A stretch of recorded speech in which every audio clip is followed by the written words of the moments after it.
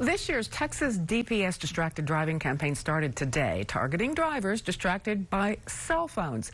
Sammy Califf reports distracted driving with a cell phone ups your risk of a collision by almost 1/4. Imagine you're still sleeping in bed at 8:30 in the morning and work begins at 9 o'clock. The stress and anxiety of being late can feel overwhelming, but when it's time to get inside a car, distraction should be minimal. For example, if you like to text and drive, DPS is not going to like you this month. There are still those individuals that we could roll up next to and we look over and see them operating their cell phone. The Texas Department of Public Safety is putting a heavy emphasis on distracted driving this month.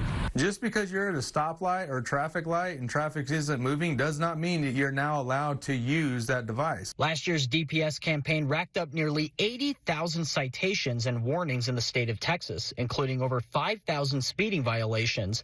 Texting and driving remains a primary concern, as Sergeant Justin Baker explains just how dangerous it really is.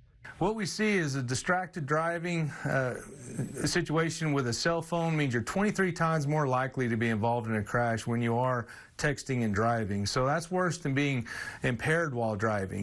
This week, DPS will be increasing law enforcement presence to minimize crashes, meaning that more cops will be out on streets and highways looking for any kind of violations. So we're going to keep our forces out there. We're going to keep them vigilant, looking for violations. Typically, when we increase forces, that means that if we can eliminate any office duty work, we're going to do that.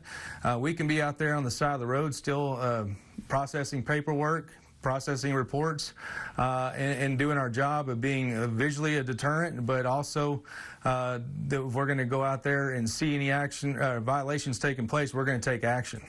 In San Angelo, Sammy Califf.